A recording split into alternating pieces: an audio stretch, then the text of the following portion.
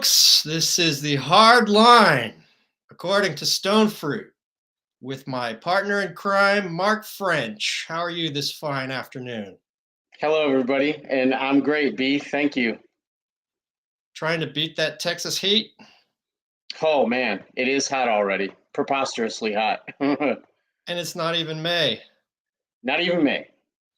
Yeah, I It's lived already in, been it's already been in the mid 90s here a few times, and there's already been a historically bad wildfire right out west too. But hey, who cares? Climate change isn't a thing. it's not real. It's not real. So what? It's Russia's fault. I lived in Austin for almost Yeah, four that's right. years, and You are.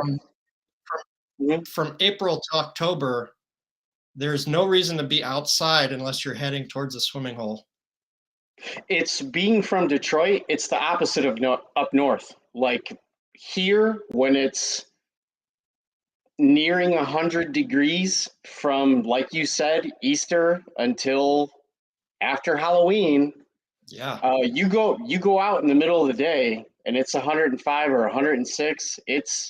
It really is a Clint Eastwood tumbleweed ghost town. There's not much going on. I do not approve. That's why Del Rio does not have sidewalks. And then when you actually walk into a building, the air conditioning's up so high, you wish you had a cardigan. You're freezing. That's true. So Yeah, the format that we've agreed upon so far, which may change as the show evolves, is that I sure. read from my stonefruit.substack.com article, and the latest one is Ukrainian false flags. And we got about a third of the way into the article, and Yeah, we were talking about the historical and the geopolitical and strategic factors that contributed to Russia's invasion of the war. that's But we right. were just about to dip into the role big tech plays in shoring up the approved narrative of America. Yes. So, should we launch right into it? Yeah, get in. Get in. Let's go. Let's do it. So, to whip up the bloodlust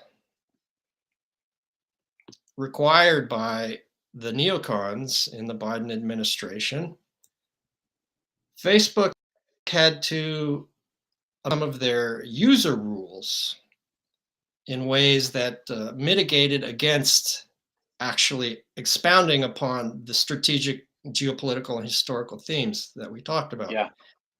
In early March of this year, Meta created temporary exemptions to its hate speech rules. As reported by The Intercept, owned by American oligarch and eBay founder Pierre Omidyar, who I would note is claimed as one of the Hawaii billionaires. He spent a year at Punahou School, where Obama and your illustrious co-host Stonefruit attended. Yeah. And even though he only spent a year there, Punahou got a new building out of him. But so this American oligarch who owns Intercept, his reporters caught Meta allowing users of Facebook and Instagram to quoting from The Intercept, to call for the explicit removal of Russians from Ukraine and Belarus. Right. Posts that would have otherwise been deleted for violating the company's ban or calling for the exclusion of or segregation of people based on their national origin. This rule change was part of a broader package of carve outs that included a rare dispensation to call for the death of Russian President Vladimir Putin and to use dehumanizing language against Russian soldiers, Hmm. and praise the various Azov battalion of the Ukrainian National Guard, previously banned from the platform due to its neo-Nazi ideology. End quote from The Intercept. But further word on The Intercept and their role in the media ecology. In October 2020, right before the presidential election, the editors of this same outlet, founded after the Snowden revelations and formerly adversarial to power, signaled their willingness to join the ranks of big media and big tech, like other small fry democratic apparatchik websites like Salon, Politico, Axios, and the Daily Beast, by Yeah, refusing to publish an article by co-founder Glenn Greenwald on Hunter Biden's laptop being a sure. gushing fountain of documentation about the Biden family's influence peddling The gift that keeps Ukraine giving. and China. Yeah, Indeed, it does. There's, as soon as we learn our technical knowledge improves and we are able to start adding elements to this podcast. Until then, I'm going to rely on good old-fashioned words on paper, because there's been some developments to the Biden laptop story. yeah. You've heard of it? Big ones. Yeah. Oh, yeah, lay it on No, me. please let everybody know. Okay, well, in a nutshell. Well, we were all just vilified for even talking about this 18 months ago or whatever. Right. This was one of the biggest hush hush moments to usher Weekend at Bernie's zombie Biden into office. No one was even allowed to discuss this. I mean, not that Trump's kids are any Right. better. That's going to turn out to be a huge ruse as well. I'm not differentiating between the two, but the fact that you weren't even allowed to speak about this a year and a half ago just goes to show a kind of coloring and flavor of what's currently happening right now. And it was right before the election, so it very Yeah, well might have thrown the election Biden's way. it Because was contributing factor at the least. yes, Twitter and Facebook both suppressed this story. And a Mhm. recent study said that if the public had known about it, they would not have elected Biden. And Biden only won by 50,000 votes in 3 states. Yeah, Wisconsin, Ohio, Michigan. Yeah, so Yeah, looking at it from the perspective of the Electoral College, it was a squeaker. yeah, So here are the latest developments on Hunter Biden's laptop. yeah, And they came to light. The brouhaha came to light because Elon Musk has, of course, just bought Twitter for $44 billion. sure. And Sauger and Jetty from Breaking Points sent out a tweet about the general counsel for Twitter, Vijaya Gadde. And he wrote, Vijaya Gadde, the top censorship advocate at Twitter, who famously gaslit the world on Joe Rogan's podcast and censored the Hunter Biden laptop story, is very upset about the Elon Musk takeover. I bet she is. Yeah, and he was linking to an article where she cried, considering the changes that might occur at Twitter after Elon's Yeah. takeover. Mm. And it instantly reminded me of Taylor Lorenz Taylor crying on Lorenz. BBC Yeah. 2 weeks ago. Well, because everybody is either racist or sexist now, any minority person or woman crying, I mean, you're not allowed to say anything about it ever, or you're running the risk of being fired and vilified for all eternity. Right. You can censor and intimidate and vilify, but if people point out what you're doing to shore up the official narratives, then they can claim racism or sexism and whip out the waterworks and Sure. elicit public sympathy. Yeah. And the ironic thing that Sager mentioned on Breaking Points is that she is a Telugu. Her family's origin are the Telugu people in India, as Okay. are Sister and Jetties. Yes. So that instantly mitigates against the, well, you're a racist if you criticize Vijaya Gade. But this took a turn because Elon Musk actually responded to Injetti's tweet, and he very innocuously said, suspending the Twitter account of a major news organization for publishing a truthful story was obviously incredibly inappropriate. Yeah. Seems straightforward, and previous CEO Jack Dorsey has said as much as well.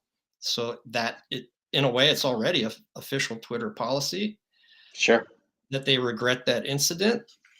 But I think Gade sent out the SOS bulletin to her friends in the tech press, and there was a Washington Post article saying that this is an example of how Elon Musk is going to run Twitter. He's already targeting employees, and isn't this horrible? But that's the label on the laptop, and you heard it here, faithful listeners, all 12 of you. That Yeah. For now. for now, we'll take over the world within a year, I'm sure of it. But because the Democrats are going to suffer a bloodbath in the midterms, Yeah. and I think lose both houses, Oh the yeah. fact that Washington Post and New York Times have now said that the Hunter Biden laptop and its contents are real, that those contents could be used to impeach and convict in the Senate Biden, Absolutely. which would be really fun for me. And Schadenfreude will abound throughout the land. It would be funny. Yes. But they won't for the same reasons they didn't with Trump for numerous tax frauds and January 6th. And I mean, Well, obviously, both parties are equal opportunity yeah, cheaters. grifters and sales state Yeah, that's and right. military Yeah. industrial complex and corporate rule led by Wall Street. So they have to keep each other propped up to a significant degree. Yeah, they can only go so far criticizing each other. There's no doubt about that right now. And the Democrats do not have a deep bench, which certainly worries the machine because they're, oh my God, Kamala's in the 20% approval rating, and Klobuchar and Buttigieg are not much higher up. No. So to get back to the stonefruit.substack.com article, Yes. Twitter, Google, Facebook, and Amazon donated almost exclusively to Democrats. And a factoid I just saw lately was that Twitter, apropos of this of Musk's takeover, Twitter is running 99% donating to Act Blue. $77,000 for the first quarter of this year to Act Blue, the generic PAC for the Democrats, versus Like Snopes. Yeah. versus $500 for Vote Red. It's amazing. That's just the first quarter of the year. So those entities of big tech use creative interpretations of their posting rules to limit the reach of the laptop story initially. Sure. Yeah. Twitter claimed that the material had been hacked by our ever-present enemy, Russia, and locked the oldest and fourth largest newspaper in the country out of its own account until safely after the election, and prevented users from linking to the story. The owner of a computer repair shop, who is not a Russian hacker, who released the hard drive contents, later sued Twitter for defamation. Sure. And Facebook did its part by tweeting that the story was, quote, eligible to be fact-checked by Facebook's third-party fact-checking partners. In the meantime, we are reducing its distribution on our platform, Right. end quote. Now, I'm going to give a little foreshadow to our upcoming topics on the disinformation and censorship regime we find ourselves in Yeah. by noting that one of the illustrious fact-checking partners of Facebook is none other than the Atlantic Council, Right. which is a NATO cutout, Yeah. which is perfectly in accord with the aspirations of the military-industrial complex served by big tech. Yeah, if anybody traces the amount of money and influence that goes to NGOs that basically operate as fully functioning, and some of them have a great deal of longevity at this point. You're talking about some of these NGOs and think tanks being around since the 50s and 60s, well funded, well connected, no one votes for them, but yet at the end of the day, they are cranking out policy to toe the line. I think you're exactly right. In a previous article at Substack, I had an article saying that free speech is impossible in a curated media environment. Sure. And the initial culprit were formally and justifiably lionized liberal NGOs like Yeah. Southern Poverty Law Center, Sure. Anti-Defamation League, and even the ACLU. Yeah. Now, the ACLU has come a long way from providing legal defense for Nazis to march in Skopje, Illinois. I think that moment for that organization is an organization that takes free speech seriously, takes the First Amendment in the Constitution seriously. But now those entities, Until probably 5 years ago. I think when Trump broke every Democrat's brain, these entities saw themselves as resistance Democrats, where their goal was to shape policy by identifying targets that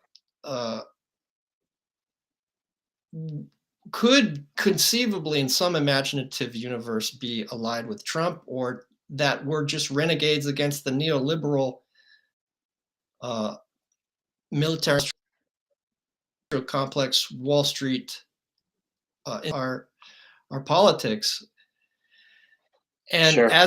as I've been reviewing the contemporary developments on censorship and the disinformation governance regime, I'm finding out a lot of these new entities besides those previously identified former liberal lions. And for the fact that Facebook utilized the services of Atlantic Council of all people, my God. Yeah. But jumping back to the article, Yeah, theoretically, please. Twitter and Facebook were fighting disinformation, which is Right. defined by the Cybersecurity and Infrastructure Security Agency. And I think it's important we use the official definitions to see who we're up against.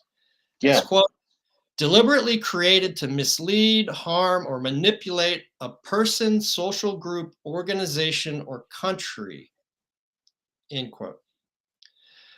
That same agency defines misinformation as, quote, false, but not created or shared with the intention of causing harm, end quote. And I love this one. Malinformation as fact, quote, but used out of context to mislead, harm, or manipulate, to cause chaos, confusion, and division, and interfere with and undermine our democratic institutions and national cohesiveness. A quick aside on this end, as I looked at the official documents and the official definitions, I think a lot of that phraseology stemmed from the Director of National Intelligence, I believe it was 2019 report on the intelligence community's consensus on what Russia did to interfere with the 2016 election.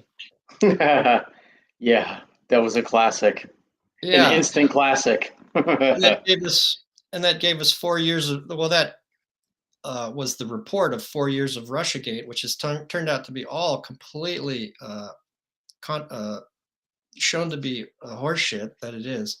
Sure, But in that report, in that DNI report, it specifically, it actually specifically by name named Abby Martin's Breaking the Set on RT as yeah, creating division and sowing discord, and sure, was, I imagine, an immediate policy and government machine apparatus precursor to the extirpation of Lee Camp and Abby Martin and Chris Hedges.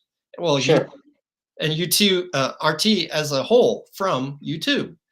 Well, I mean, if you just extrapolate, if you just take what uh, people in the United States are saying, mixed with what people that are Ukrainian, even if they're Russian speaking Ukrainians, and rightfully so, who's not going to stand up for where they're actually from? Like, I was born in the United States. I'm a Detroiter first, a Michigander second, and I'm a citizen of the United States third. I mean, who wouldn't advocate where all of their family and fondest memories and upbringing and environment come from? So, from the Ukrainian standpoint, duh, I totally get it. And I don't want to be flippant about murder and war. There are people dying, there are neighborhoods destroyed. It's a disgusting, nasty thing that everyone wants ended sooner than later. But when you get to the American side of things, basically any outside opinion whatsoever from what the state is saying, and this, I said all that to say this. If you listen to the Americans and you listen to the Ukrainians that have some kind of dog in the fight, other than it's where they're from, for the people that are on the take that want to inflame this thing and they don't care how many innocent civilians get murdered, they're making money from it and gaining power from it, and there's something else going on. If you listen to them, they basically act like, to set any nuance or context whatsoever from a Russian perspective, you've been brainwashed by the Russians. Like, they're literally playing subliminal messages to me when I sleep at night, is literally the position that they're taking. Like, the KGB has never been disbanded, and they're like in your house, your air ducts and refrigerator are mic'd. If you said any context or nuance whatsoever from the Russian side, then you're just brainwashed, and you're pro Putin. You're a Putin apologist, and you've been brainwashed. You're not allowed to have any thoughts of your own. I could not agree more. In fact, the first time I discussed the war with my dear sainted mother, Mm-hmm. Yeah, who is a very intelligent person who stays abreast of the news very well, and sure. I was talking about the Russian security concerns and historical context, and even she said, "Well, what are you, a Putin apologist?" No, I'm has what our friends at Post Orthodoxy call cognitive sovereignty. Yeah, that's right. And as you are first a Detroiter, I too am first a member of the occupied kingdom of Hawaii, Yeah, which sure. had treaties with all the great powers before it was overthrown by the United States and later Yeah, absorbed into the empire. So the fact that I'm born in an imperial outpost right. gives me a default skepticism to to American ideology and all of the media representations of the pre-approved narratives. Now, I wanted to use the actual government definitions of misinformation, disinformation, and malinformation It's because important. I want to know Yeah. exactly how they are thinking. And I want our viewers to understand that they are used at different times for different actors for different purposes. That which challenges the official narrative, the approved Yeah. narrative, is characterized as disinformation. After it is proven true, I suppose it transmorgifies magically into malinformation because it causes, quote, chaos, confusion, and division as to why anyone should continue to accept seamless, systematic, and all encompassing neoliberal oppression and its stepchild, permanent war, the very foundation of our so called, quote, democratic institutions and national cohesiveness. Before Obama made a few calls and ensured the selection of Biden just before Super Tuesday, candidate Biden famously promised his big money donors that nothing would fundamentally change. And if you want to mock the rapid onset dementia of Joe Biden, sad to say, because the entire administration is elder abuse, but Kyle Duffigan on YouTube, he Mhm. does real prez and he does a deep fake with a Biden face on him, kind Sure. of impersonating how out of it that the leader of the free world is needs a lot of Adderall to get out there and make a public statement. But that promise, nothing would fundamentally change. And now that we are nearly halfway into his extremely lackluster administration, More than halfway. Yeah. yes, and on the eve of a bloodbath for the Mhm. Democrats in the midterm elections, it appears to be the one campaign promise that Biden has kept. He was telling Unlike, the truth. of course, $15 an hour minimum wage, public option, a Mhm. lot of promises that he did make on the campaign trail that were in Build Back Better before he separated out the parts that Sinema and Manchin would vote for and Sure. completely abandoned all the stuff that polled in the 70s and 80s. But now is as good a time as any, I suppose, for the New York Times and Washington Post to suddenly declare that the contents of Hunter Biden's laptop are, in fact, genuine. Disinformation now becomes malinformation or the news. Right. Dutifully reported by an ever vigilant fourth estate in the context of Biden's tax problems. On the eve of the atrocity exhibition, and to take a moment to give myself credit for sneaking in a Joy Division song title Mhm. in a piece of Yes. journalistic excellence, the atrocity exhibition. Hey, that's worthy. Yes, thank you. The atrocity exhibition of, quote, war crimes committed by the Russian military. We have disinformation presented by the Western media as news, which has not yet matured into malinformation or the truth. Right. This is what we didn't get into, even though the previous episode was Ukrainian false flags. We didn't get into the actual false flags. Yeah. And that's one thing I love about writing essays is that it's a French word that means to try, to attempt, which I believe comes from Montaigne, the founder of the essay form. Mhm. And when I started that article, Ukrainian false flags, I didn't even know that I was going towards the false flags until I was well into writing the article.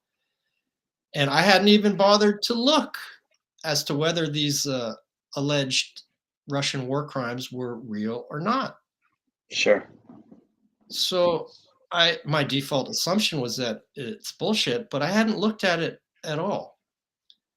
But I did for this article and made me look at Google's terms of service. They've recently sent out an email to all of us YouTubers that, quote, due to the war in Ukraine, we will pause monetization of content that exploits, dismisses, or condones the war, end quote. Presumably In other this words, discusses it in any way whatsoever. presumably this means content that touches upon the basic geopolitical and historical facts Sure. that seek to understand Russia's motivation from Russia's own perspective and the perspective of Western academics like John Mearsheimer and West diplomats like the present head of Biden's CIA, who, thanks to the Julian Assange and WikiLeaks memo from him when he was ambassador to Russia, "Niet means niet," sounded a five-alarm fire that if the West and the CIA and the National Endowment for Democracy keep fucking around, they're going to find out in the Ukraine that this is a red line. Yeah, your fellow Berkeley alum, I could only imagine what Chalmers Johnson would have to say about this. Well, the ending of Chalmers Johnson's book was Nemesis, the goddess of fate, waits anxiously for America's rendezvous with destiny. Yeah.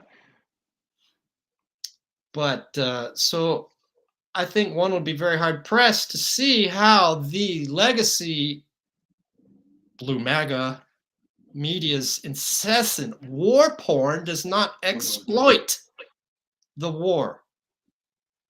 War porn that is not very different in its emotional impact on viewers than the fear porn pervade during the pandemic.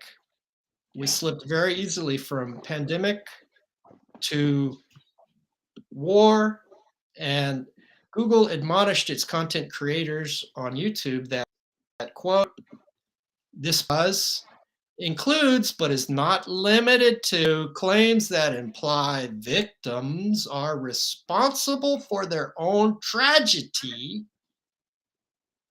or similar instances of victim blaming, such as claims that Ukraine is committing genocide or deliberately attacking its own citizens. Yeah. End quote.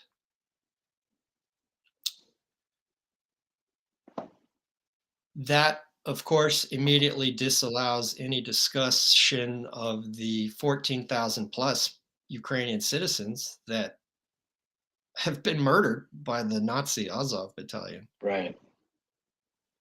But it certainly disallows any attempt at a intellectually honest and critical examination of what the mainstream media in the United States and its allies say are Russian war crimes, Right. and what more independently minded investigative journalists are considering may very well, by a preponderance of evidence, Sure. be false flags. Mm-hmm. So when I heard that injunction from our neoliberal overlords, as a free-thinking individual, anarchist, and aficionado of cognitive liberty, being Sure. told not to think something makes me want to understand why not. Yeah. So I made What's so dangerous about outside thoughts? Oh, Orwell's 1984 is a little behind schedule, but we appear to be there.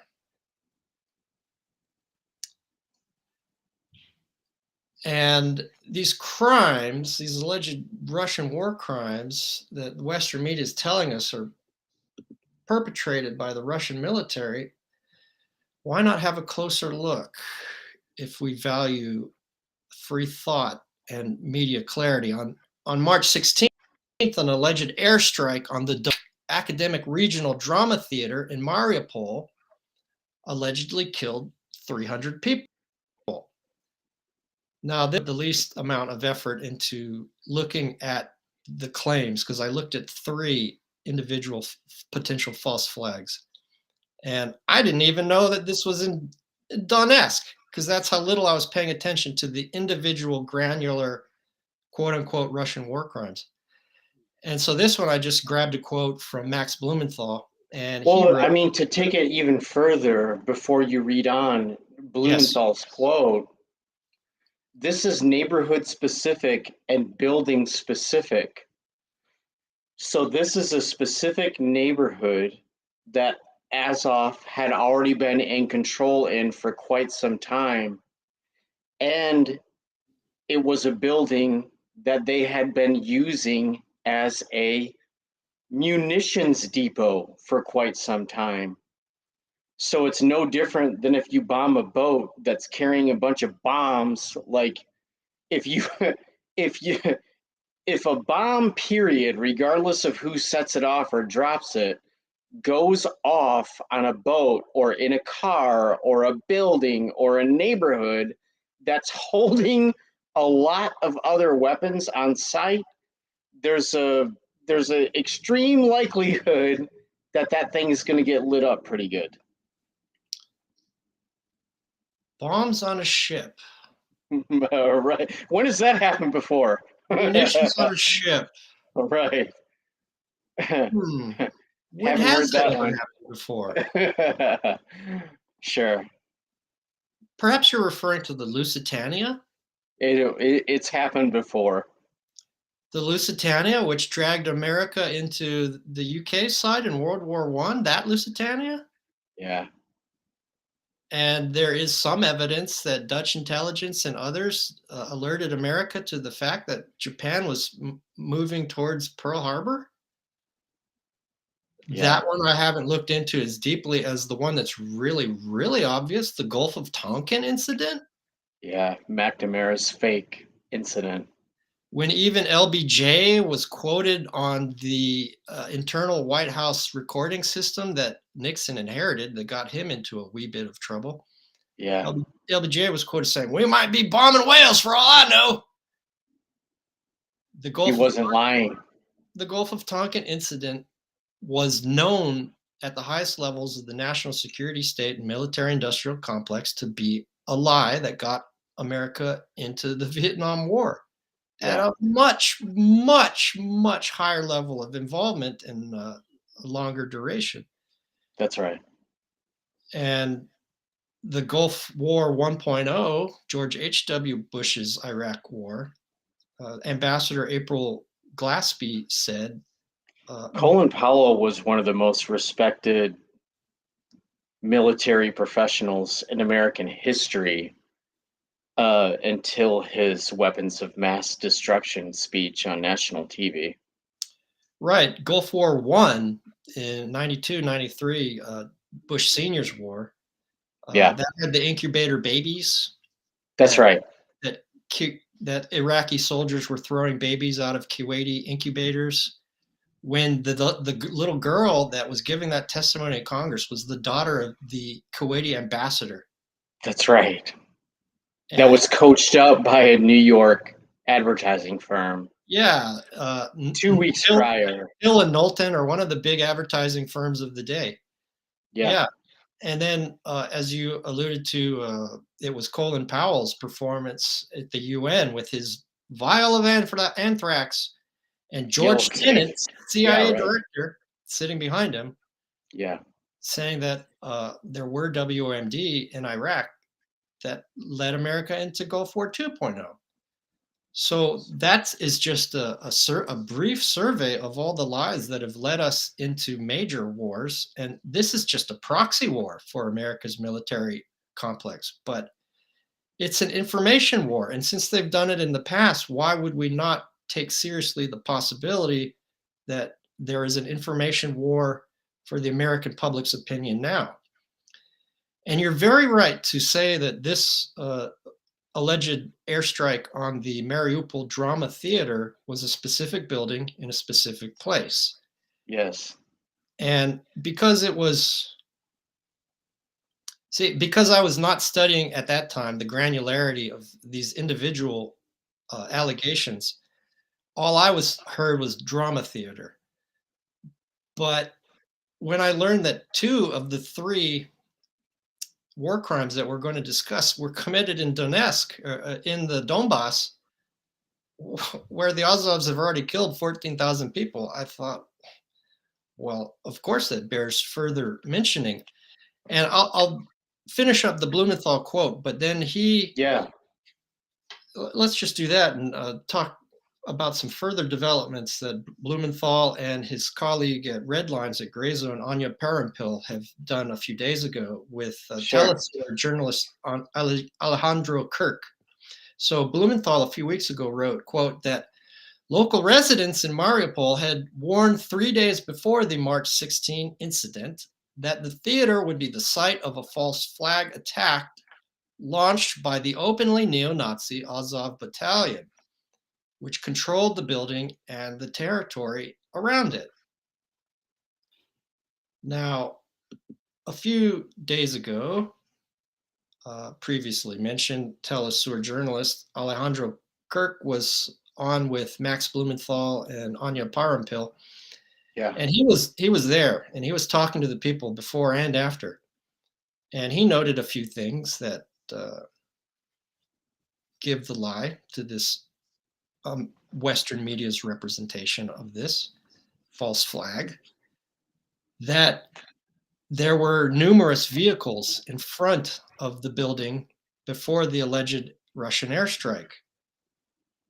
And after the alleged airstrike, these vehicles were gone.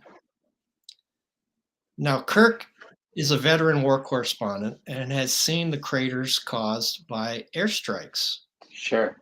which are substantial. And Yeah, he's seen vehicles that have been hit by airstrikes and they're mangled.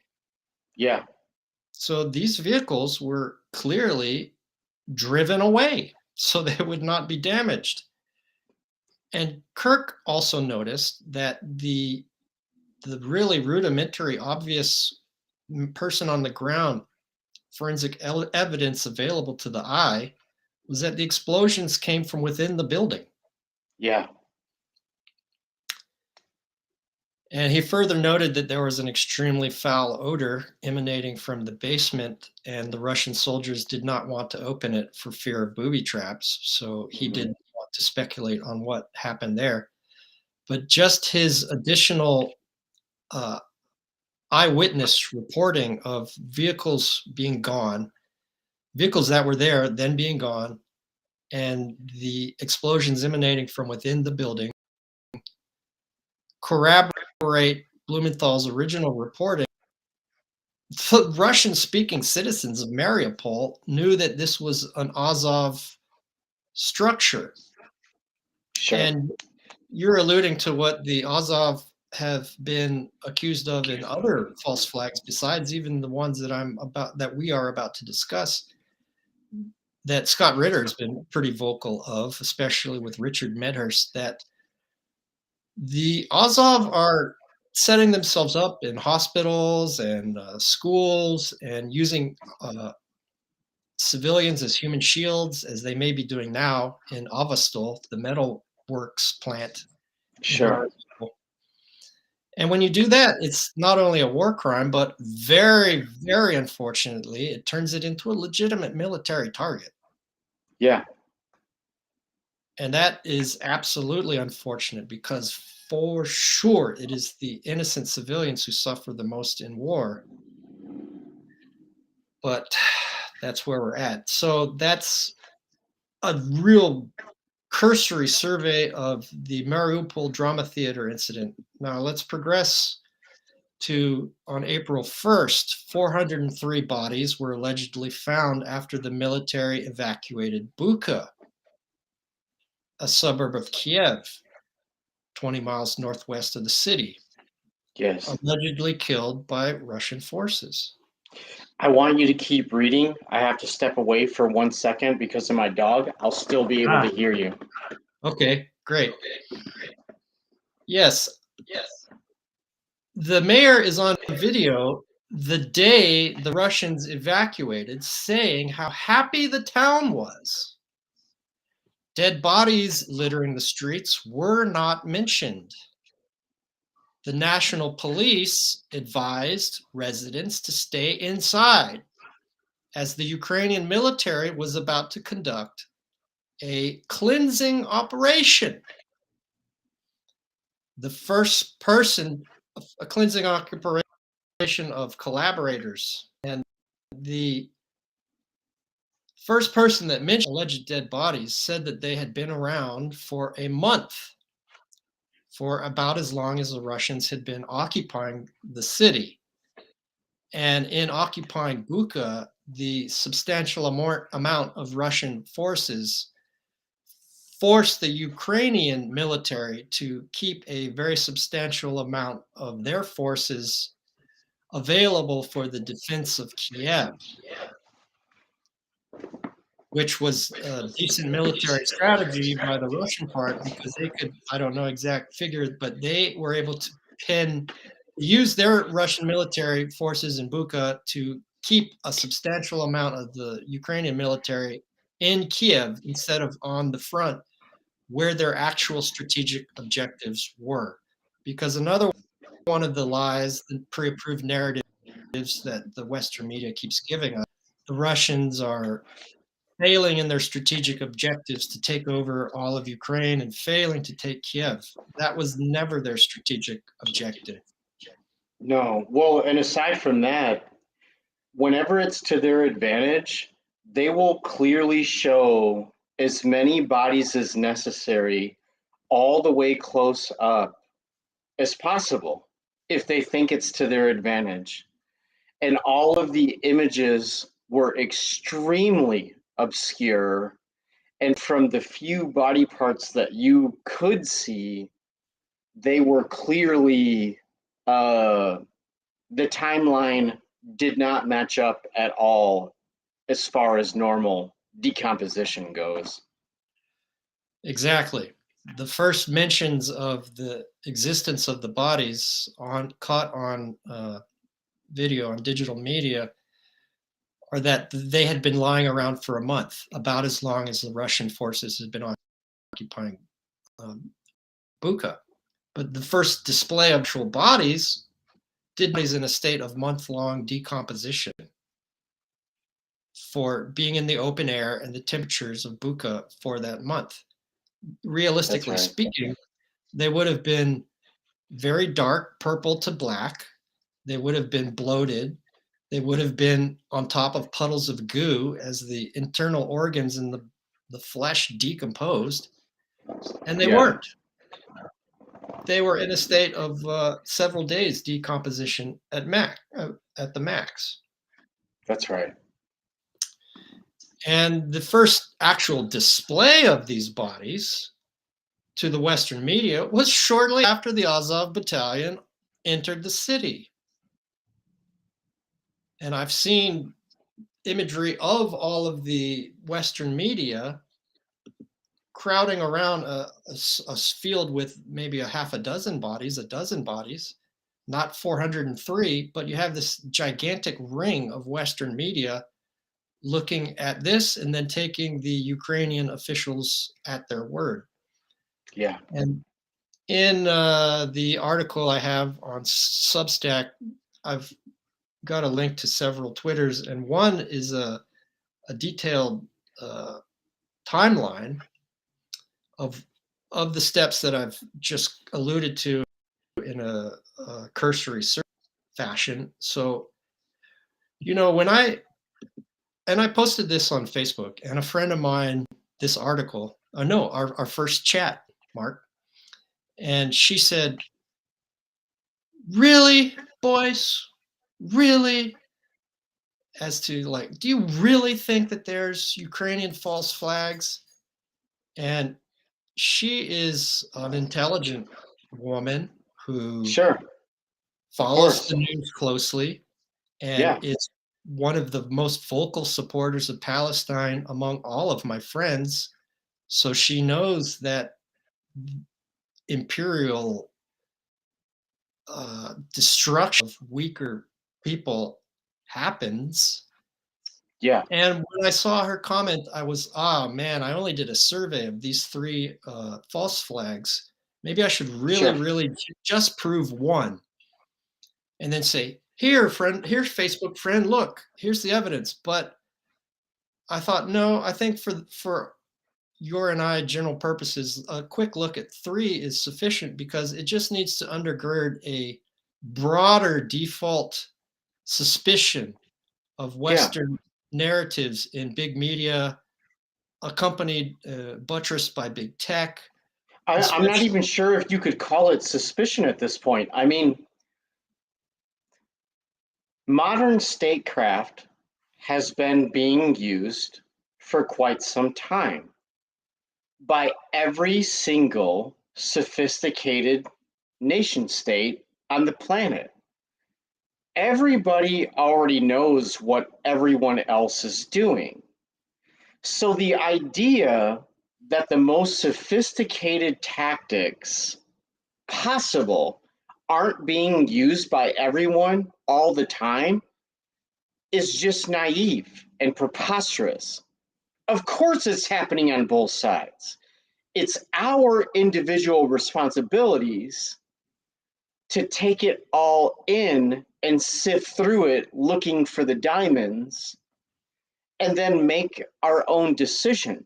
But the idea, regardless of how smart someone is, to just whole cloth disregard the idea, I mean, that means you've already pinched your nose and swallowed what you want to believe about a situation.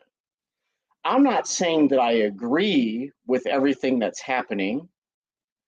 I'm not saying that I've even picked a side. I'm not connected to either of these countries directly. They're neighbors. Do I want them to get along? Do I think it's important for that region? Do I think it's important for Europe? Do I think it's important for the United States to not collapse like the British attacking the Suez Canal? Yes, there's a lot of things that go into this that make me uncomfortable. But the idea that any of it is black or white, or neat and tidy, or right or wrong, or that both states are not employing everything within their power to garner leverage and favor with the rest of the global community is just preposterous. That's a childish notion, and I discount that and reject it completely. I agree wholeheartedly. She is an individual person and Sure. a wonderful and unique one whose friendship Yes. I treasure. But for me, she is also a surrogate for this type of person who is intelligent, Yes. follows the news, has a profound sympathy for those who suffer, Absolutely. and yet is uh, hesitant to think, to have a default suspicion of Western mainstream media narratives. Now, if she was given enough evidence, I'm sure she would change her mind. And I would hope that that type of person who she is standing in as a surrogate for, in my mind, would also have the ability to change their minds when presented with new information. Sure. But and that category of person is the last category that I would want to uh, grandstandingly indict as being intellectual cowards and moral cowards, Or lazy. or intellectually lazy. Sure, of course. But we have to understand what that category of American citizens and Western capitalist country citizens are under. You Yeah. may have seen the piece on MSNBC about 3 weeks ago. The presenters was talking to someone in the national insecurity state blob that about the information war that the military or that the national intelligence community was conducting through the mass media, through organs like MSNBC. Absolutely. They were not only saying the quiet part out loud, they were Yeah. laying out their entire blueprint and glorying in it and reveling in it. Yeah. This was an unbelievable segment. And, it puts the propaganda techniques of people like Freud's nephew, Edward Bernays, to shame because That's right. it is so sophisticated. It's with social media, it moves at the speed of light. Well, there were two recent studies as well that were just released within a couple years of each other. So 40% of university graduates in the United States never bother picking up a book again after finishing school. That's like that's a reliable piece of math. And then the other thing that coincides with it is a study that recently came out that university graduates are obstinate in their lines of thinking. It's harder to change their mind because they know they are within a polite society and the upper echelon of thinking. Many university graduates wouldn't even ever bother walking through a Walmart. But if they do, they might have certain feelings about that. So those two things together, very, very difficult to change their mind when their mind is already made up about something. And secondly, because of their education and the hard work that they already put in, they might feel like they don't have to do it anymore. So whether it's being busy or raising a family, or there's many reasons that go into that. I'm not saying that they don't read books ever again because they don't feel like they need to. Maybe it's just that they're too busy or they're too comfortable or they don't think anything else coming out is worthwhile. Whatever the it is, I'm sure there's a lot of stuff that goes into that. But those two things put together aren't healthy and they're a little bit dangerous.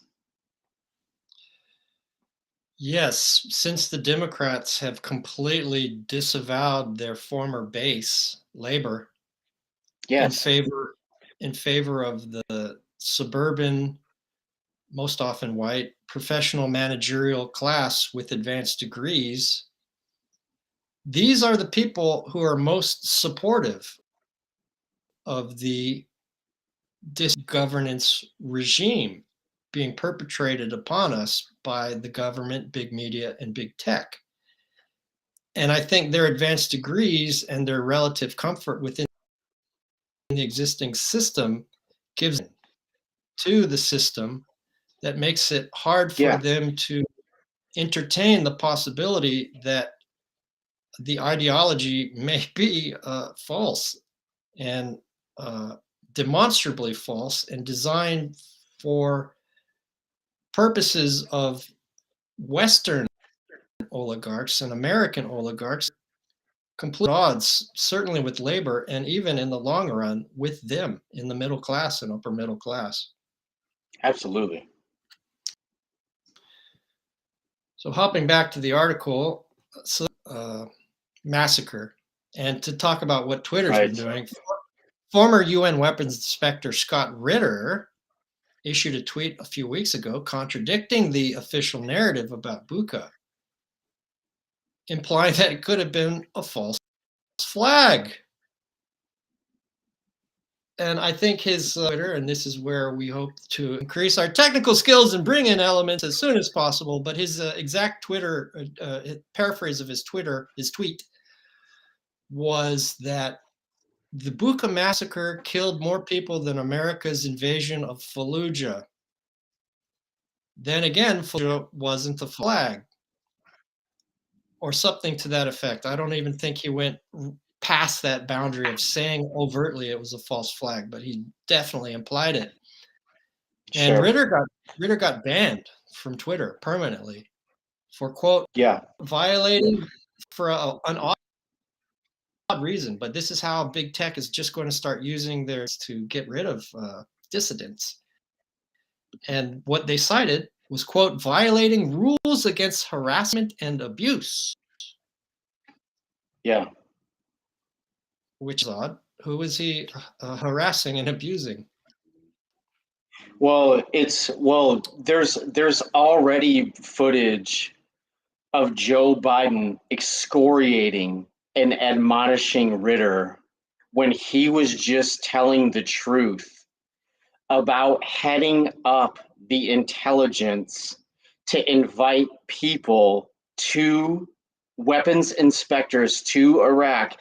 He was telling them that they were wrong, and Joe Biden embarrassed himself so bad on national television, flat out lying and grandstanding against Ritter, that he had to invite Ritter to his office a couple of weeks later and apologize and issue a large retraction. Like this has been a thing between the White House and Ritter for that entire man's career. And he is an honorable, respectable Marine that I completely believe and trust. I double dog dare someone to present evidence that shows that Ritter has some kind of ulterior motive or is lying to his own fellow citizenry. He's given up hundreds of millions of dollars, probably, and been marginalized because he takes his oath seriously and he chooses to tell the truth. Yes, you are referring to Scott Ritter's appearance before the Senate Foreign Relations Committee That's right. when Biden was chair of that committee, and That's right. Biden was extraordinarily condescending and kept calling Ritter, who was Scotty boy. I think a lieutenant colonel. Boy, well, Yeah. I don't know his exact rank, but I think he might have been a lieutenant colonel. But you know, diminishing him with these pet names like Scotty Boy, and saying it's quote, way above your pay grade, just dismissing him. And you know that harkens back to his first attempt to run for presidency in what 1990, 1992.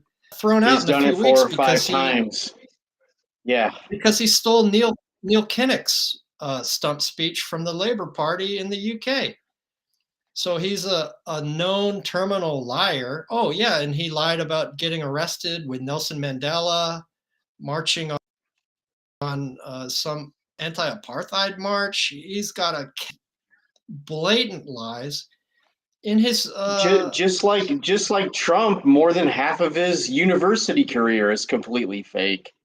Oh, yeah, in his initial run for presidency, he said he got a full scholarship. He had 3 degrees from college. He was in the top half of his law school class, and Didn't none they of it both was fake true. go to Penn? Are they both Penn guys? I don't remember. That would be funny though. He's a serial liar. He's Yeah.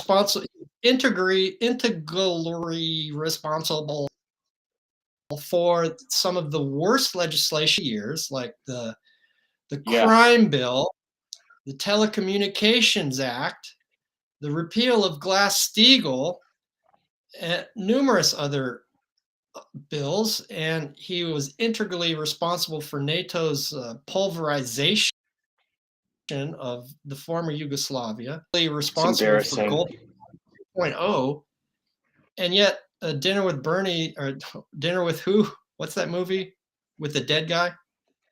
Yeah, Weekend at Bernie's.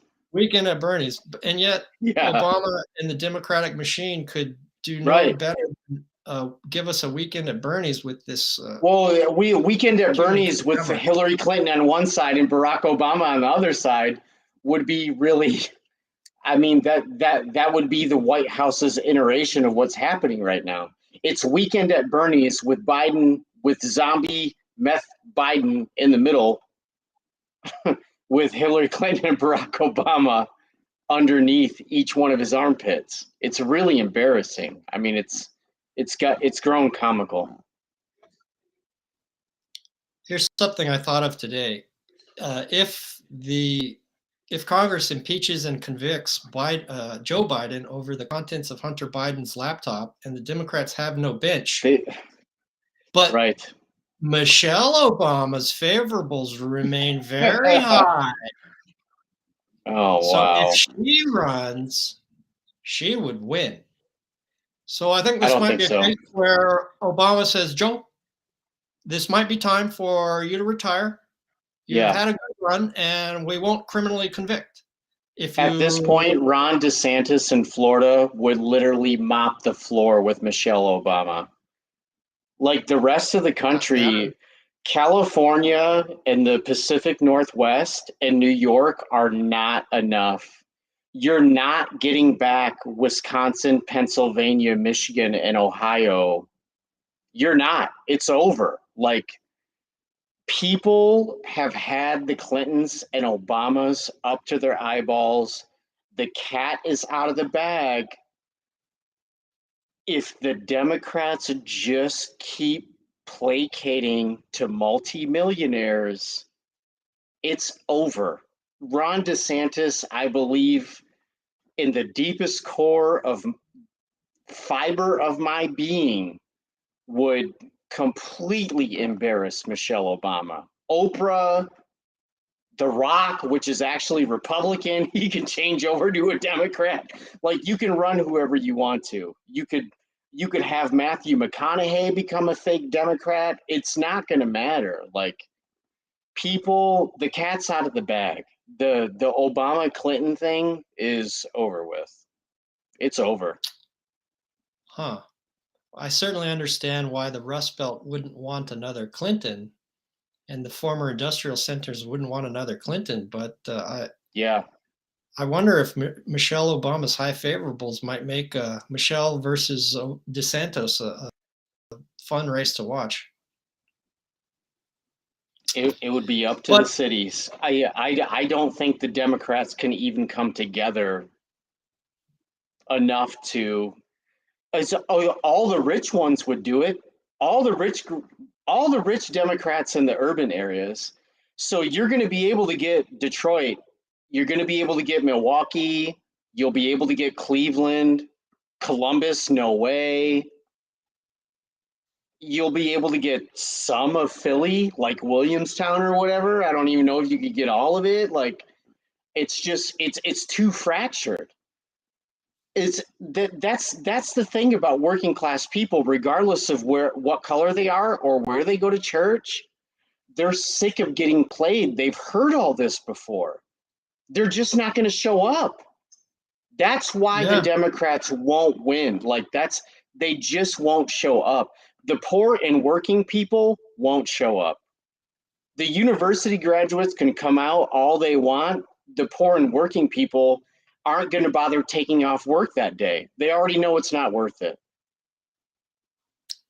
Yeah, that's why we have about 40% max participation even in presidential years among eligible in the voters. shining light of democracy on the planet Earth. Right, no one cares. And that's why the blue MAGA media kept telling Trump because of white supremacy, but we got Trump because he was a hand grenade being lobbed at DC. People are pissed off, man. People are very pissed off. And all the powers that be have to offer us is this disinformation governance regime that they're about to foist on us. Yeah. After the article, there's the third false flag was the Kramatorsk train station. The rocket attack on the train station in the Donbass. Yeah, right.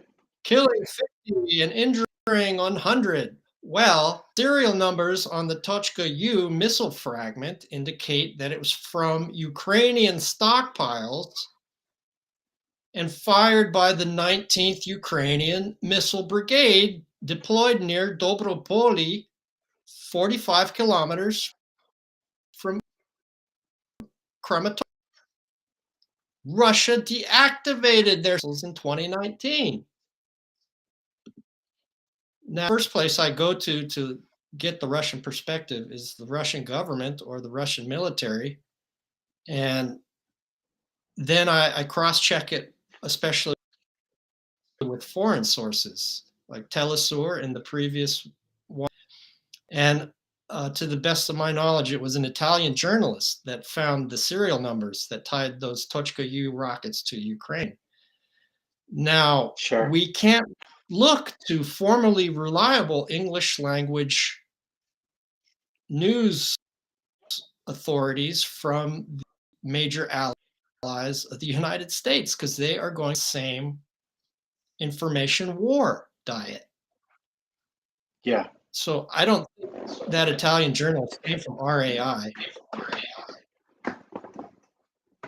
And we can't look at the BBC, and we can't look at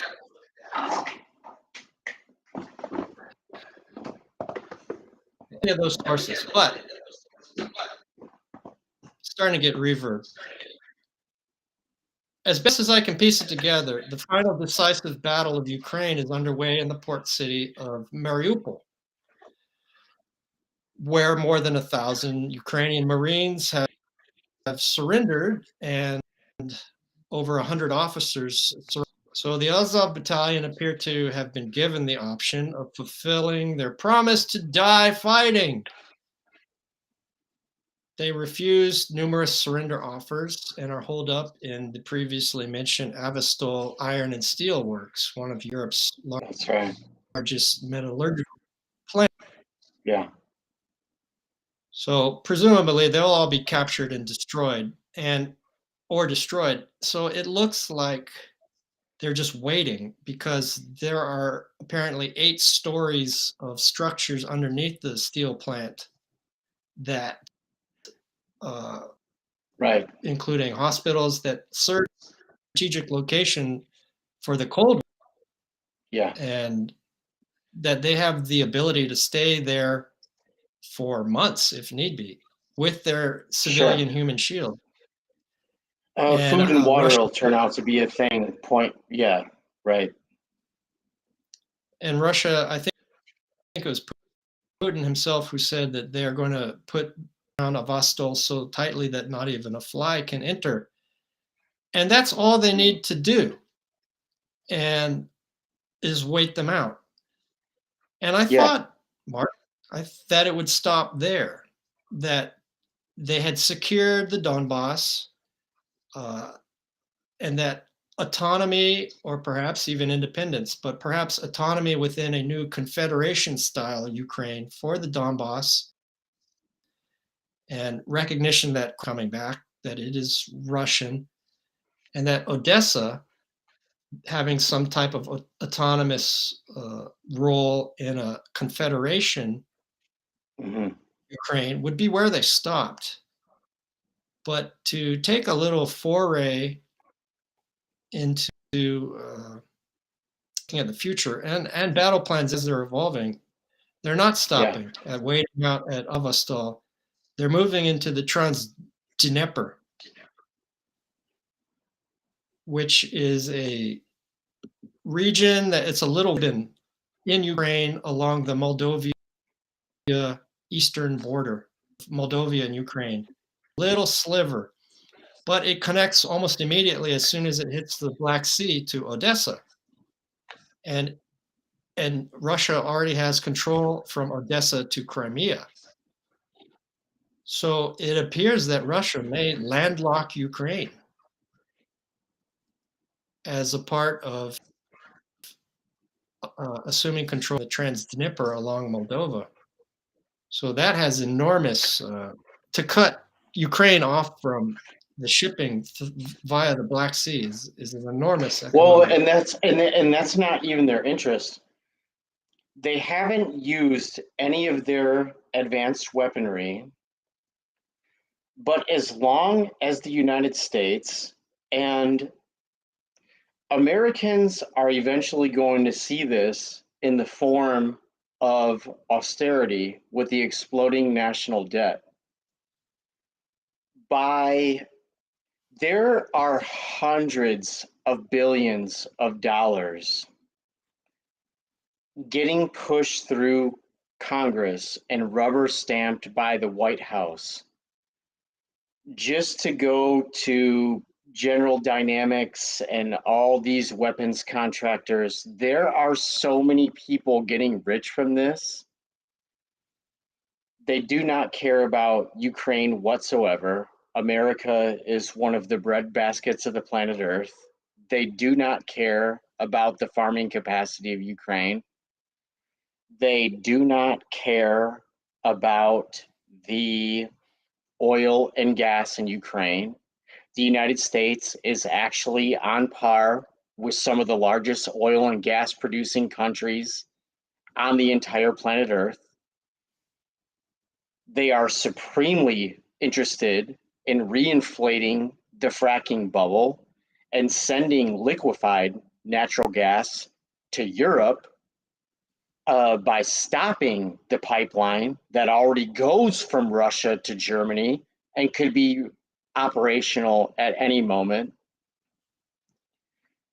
This is seriously nothing but another double down on a New York, Washington get rich quick scheme.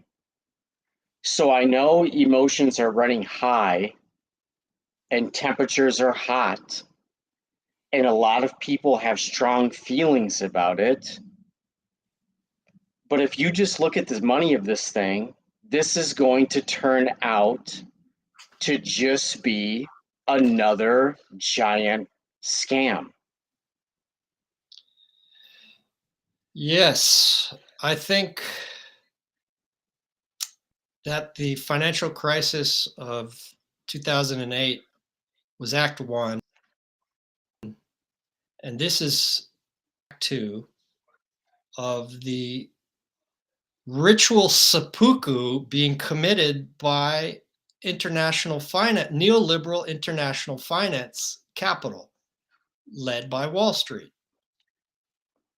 And that uh, we are not just witnessing a proxy war of the United States and Europe in Ukraine against Russia as an attempt to destabilize and regime change Russia.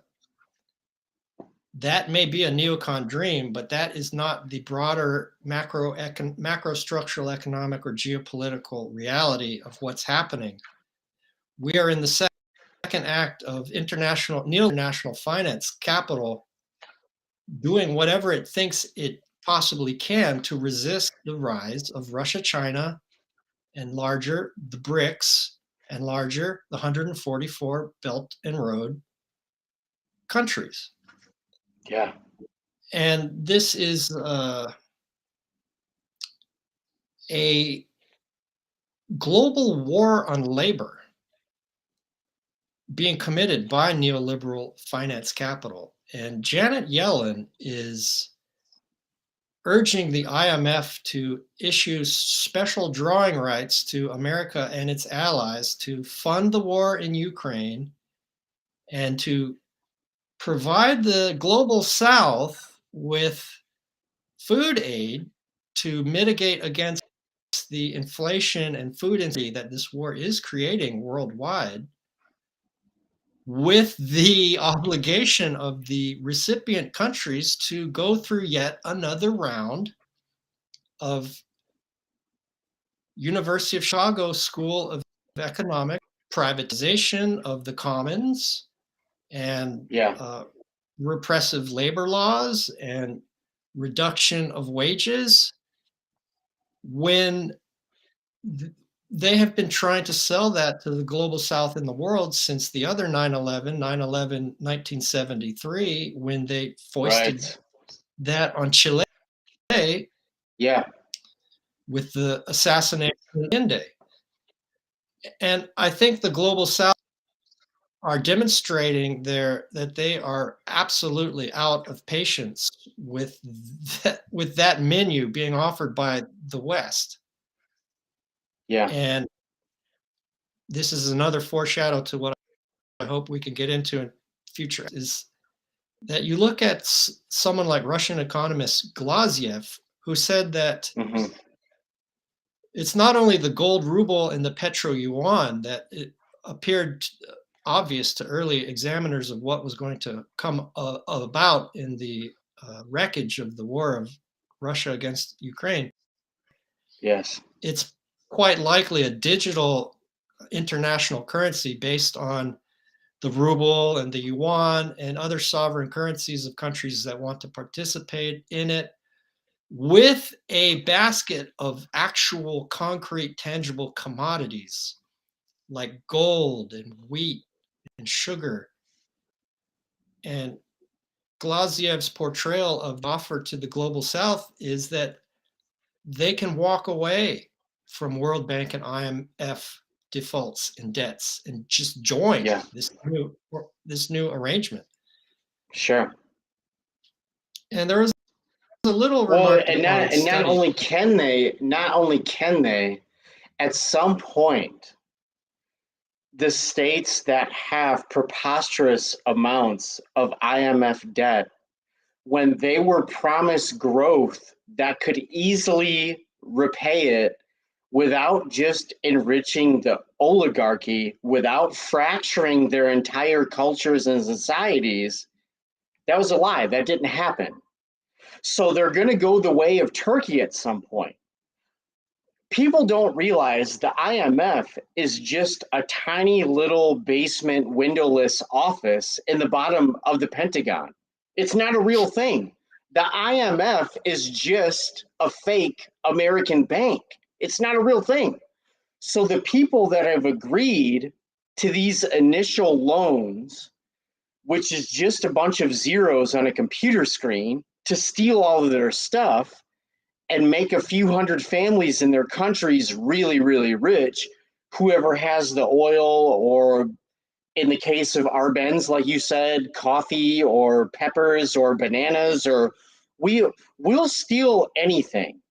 If we Yeah, can give you these fake petrodollars, and we're able to take your school systems and your roads and your water and your commodities and give it to Goldman Sachs, there's a few hundred of you that'll get preposterously rich, and there's a few thousand of us that will get preposterously rich, and then everybody else can just kick rocks. Because we've been doing it so yeah, long, I think people are burnt, and it is going to force them to go another direction. exactly. William Bloom, rest in peace, had a iconic book called Killing Hope that was a survey of the 50 plus covert interventions and wars that America had conducted overseas just since World War II alone. And the most obvious ones that are most well known are Arbenz in Guatemala, where United Fruit said, "Get rid of this guy. He wants land reform. How could he?" Sure. Or Mossadegh in Iran, which Yeah. had decades long lasting reverberations that are still with us today because most Kermit nationalized, Roosevelt. right, in the CIA, a relative of FDR. And Kermit Roosevelt helped lead a CIA coup because Mossadegh wanted to nationalize British and United States oil interests in Iran. So those are just two of the dozens that Bloom mentioned that America takes foreign resources by force or by its within multilateral institutions like the IMF and World Bank routinely. Trump just put Elliot Abrams back in charge to try and create Juan Guaido in Venezuela. And now zombie Biden is hat in hand begging for oil from Venezuela. And who's Juan Guaido? Where is he all of a sudden? Where's Elliot Abrams? Yeah, they didn't ask to speak with Guaido. They asked to speak with Maduro. Yeah, that's right. And Guaido had some juice because he went to Georgetown. You know, if you want Yeah.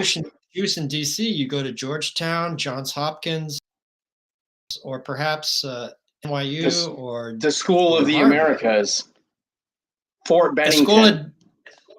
Escola de Golpas, as it's known in Spanish. Yeah, The that's School right. of the Coups. Yeah, that's right. And so who benefited? See, this is a transnational group of oligarchs that use the nation states of the course of global capitalism for their own enrichment. And that's why you see what's called an authoritarian reversion to strong nation states like in Hungary or Turkey or even China. And that is because they no longer want to abide by the national oligarchies that are using the nation state to destroy the labor class and the middle class within their countries. So America I know dozens of older Italians that look at Mussolini fondly because of how poorly they were being treated at the time. who What's that? Mussolini who famously said that fascism is nothing but the combination of corporate power and state power.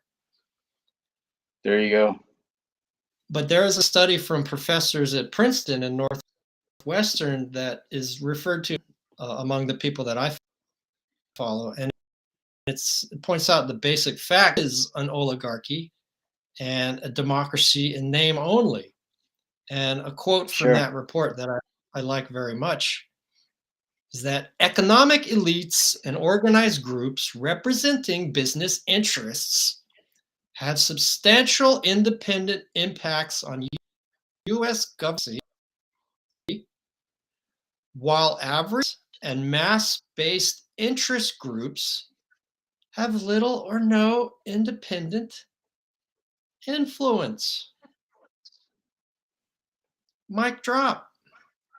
This is the neoliberal economic agenda that has beset America since off the gold standard in 1971. And I would draw our listeners' attention to WTF 1971, or perhaps it's even WWW, what the hell happened in 1971? Because that year was not only going off the gold standard, but it's the least amount of it's not only the least amount, it is also the least amount of hours Americans would ever work. It was catastrophic declines in unionization and all these, just a litany of indicators. That was when America just started buckling. Since then, it has been an unrelenting of capital on labor and the environment, with focused fire under Republican administrations and controlled demolition under Democratic ones. The neoconservatives, many of whom started out Trotskyites, turned into Democrats, and then thrived under the Cheney administration, have all wormed their way back into the Democratic Party as anti-Trump resistance warriors. And currently set Lincoln Project, thank you. Yeah. Hallelujah. That's exactly who did it. And they're setting foreign policy in the Biden administration. And what else is new? They are not that different from the traditional realpolitik of the Democratic wing of geopolitics, exemplified by this passage from Zbigniew Brzezinski's iconic classic 1970 book, the 1997 book, The Grand Chessboard. And David Rockefeller, no fool, donated the land and the money to build the UN building, and he also sponsored both sides of the national security intelligence Keep reading. I can by hear you. sponsoring Henry Kissinger for the Republicans and Zbigniew Brzezinski on the left for the blue team. And in his classic, The Chessboard, Brzezinski wrote, whose daughter is Mika Brzezinski with Morning Joe Scarborough's son is a U.S. ambassador to Poland, hello. But in this book, he wrote, Politique at its finest, quote, to put it in a terminology that harkens back to the more brutal age of ancient empires and the three grand imperatives of imperial geostrategy are collusion and maintain security dependence among the vassals, to keep tributaries pliant and protected, and to keep the barbarians from coming together. In his silver years, he realized more echo, Mark, on the ground were beginning to necessitate an American accommodation to the rise of Russia and China. Clearly, this notion of rapprochement finds little favor in one today, which is paradoxically hell-bent on destroying the American empire as quickly as possible in a deluded attempt to preserve its unilateral prerogatives. In February 2022, the Security and Infrastructure Security Agency advised an anxious America to prepare about how to prepare for and mitigate against foreign influence operations targeting critical infrastructure. Included among it as national critical infrastructure were and schools and academia.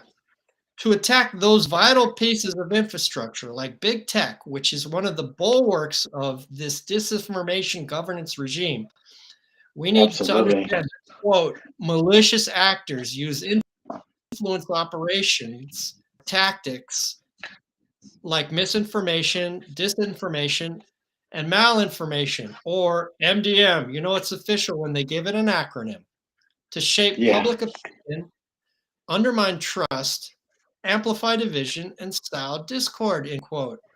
So these are the rhetorical parameters the government is giving us, because probably freedom, democracy, and prosperity can still circulate at this point in the waning years of the American empire. Misinformation, disinformation, and malinformation can still be utilized as terms identifying how opponents of freedom, democracy, and prosperity may choose to contest it, when in fact they actually describe any rhetoric or techniques contrary to the plutocratic interests of domestic rapine and raw imperial adventurism abroad.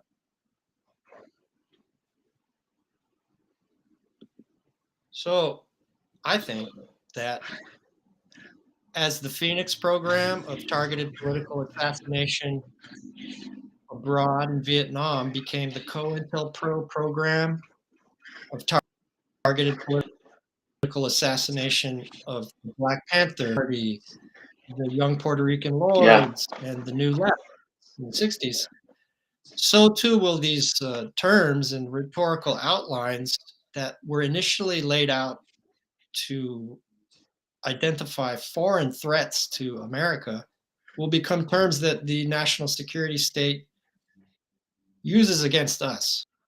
Yeah. The people. Well, and we have a mutual friend and colleague, Dark, Sevier that has a fantastic show, Post Orthodoxy, and he brings this kind of thing up all the time, right? About what wokeism we thought was, with the three of us being middle-age-ish guys, we're getting older. we're at the tail end of whatever the rest of it's going to look like, right? I mean, so what wokeism has turned into, the three of us probably have a similar viewing of woke in the earlier mid 80s just meant like, don't get duped. Don't be stupid. We had seen the things that had played out previously. Ali North and Iran Contra and all of the game playing that was going on from the Monroe Doctrine policies, like over and over and over again. That was my initial impression of what woke was and what woke should be. Just be aware of things in the periphery. Don't put blinders on. Don't be naive. Don't be ignorant, and definitely be empathetic. And so to see it bastardize, to me, my perception and my impression, and spat upon and turned into this tiny little thing of advocate for human rights all the time, and especially for the most vulnerable people. I mean, that's kind of like, duh, right? Like, if we can't all agree on that, what have we really been doing since the 60s? What did everyone think Malcolm X and Martin Luther King were doing? If you're just going to take an American's perspective and keep it to where you were born, like, what did everyone think Che Guevara was doing? Like, what did everyone think the Rosenbergs were doing? Like, I mean, so human rights, yes, duh. The fact that in 2022 we would still have to spend a preposterous amount of time talking about why human beings are human beings and why we should just all be equal, it's just nuts to me. So for anybody that thinks that's still a thing, I love you. Yes, let me hug you. Let's vote out your representative that's in your local area if they don't agree with that, or you. And can we please start addressing things that actually hold you down and abuse your family? Can we talk about lead in water? Can we talk about living in a food desert? Can we talk about housing? Can we talk about infrastructure? Can we talk about your lack of access to education? Can we talk about debt as asset to a specific group of people? Like, can we talk about things, what Americans call kitchen table issues?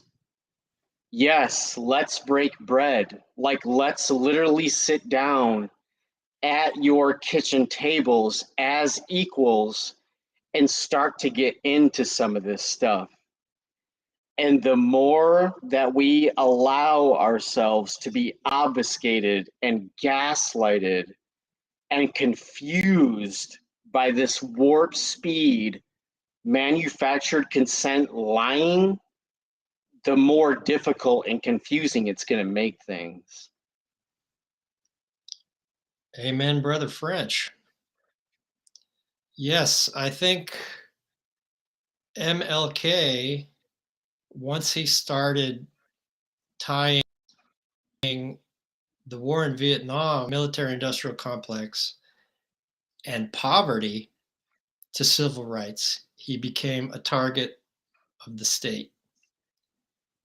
And we are left with the teddy bear version of MLK and not the more ferocious spirit uh, speeches and indictments.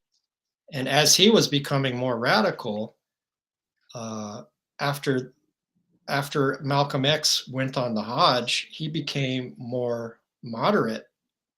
And those two, and both of them, I think, clearly killed by the state. In fact, the civil case of MLK's murder admitted that it was a government conspiracy. The civil case in American courts. Yeah. And these are two exemplars of the Black prophetic tradition, one of the most important spiritual, intellectual, political traditions America has ever produced. And to look at the successes of COINTELPRO and their destruction of the New Left and the murder of those two individuals and JFK and especially Art, another one clearly murdered by the state. That's a whole nother episode. All of those people. Well, and to even bring it into today, for the people in 2022 that only care about the modern daily news cycle, I mean, if anybody thinks the corruption and the mansion buying and all the money that disappeared at the higher level of BLM wasn't state encouraged and state financed, you'd have to be an idiot to think that there weren't that there wasn't an infiltration by the state to corrupt that movement and bastardize it and turn it into something silly and immature and naive and egotistical and ugly. That's that was absolutely an infiltration to ruin of movement. There's no doubt about that. Yes, I've seen reports about how lawyers and others from Hillary world have taken over the board of Black Lives Matter, and that there's a lot of questions being raised as to why they needed a $6 million mansion in Los Angeles and another $6 million mansion, I believe, in Toronto, somewhere in Canada. So the BLM protests were a wonderful being on the streets, because being on the streets, in addition to mass union militancy, and we're seeing that now with Christian Smalls and the Amazon Labor Union and the really rapid unionization of Starbucks. I have a lot of hope that unionization might be a good path moving forward. But yeah, BLM put a lot of people out in the streets, but they got co-opted. And to take us back to the 60s and circle back to what you said, a left critique, a cognitive sovereignty critique, the intelligence apparatus and the national security states killed all of our greatest leaders in the late 60s. Yeah. Who could have created a dynamically different choice. And all we are left with of their legacy is my complaint about wokeism is that we just want to put more women and people of color and LGBTQI plus people in positions of the neoliberal finance, the neoliberal international finance empire. It's a totally, it's a hollow joke. It's exactly why AOC and Jim Clyburn are equally ineffective and detrimental moving forward to most vulnerable people. That's why the powers that be were placing really large bets on Kamala Harris initially, because she's not only she's not only a black woman, she's a black South Asian woman. Yeah. And then Buttigieg. Well, great, he's gay. Gay guy from the Midwest. Yeah. Yeah. Mayor Pete. Right. And Klobuchar. Well, at least she's a woman. Right. Elizabeth Right. Warren. At least she's a woman. Yeah. New York Times. And a Co-endorsing. fake What native. the hell is that? Yeah. Co-endorsing Amy Klobuchar and Elizabeth Warren. But I think It's that's all embarrassing. wokeism has devolved into, is women, people of color, and LGBTQ Yeah. plus people in positions of neoliberal power, because Sure. the Democrats have abandoned any partnership with labor as their base, and this is really all they have to offer the voting public in America. So That's it. to try and bring ourselves to a close, I think that 2008 was the first act of the implosion of the neoliberal finance economy, and this is Act Two, and Act Three will be whatever Russia, China, and people like Russian economist Glaziev cook up with a digital currency based on sovereign currencies and commodities. And all America has to offer is coercion abroad, and not using coercion, but manufactured consent at home, and what Gramsci called hegemony, creating a consent among the governed at home by use of this disinformation governance regime that we will bring to you later in further editions of Hardline, according to Stonefruit. It is the hard line. Yeah. Any closing remarks to Well, I mean, to it's sing us just out, to play us the out, Mark? the wonderful thing about the piece is it really brings it home. There's not going to be any other alternative or ideas. What we have right now was the big idea. They won.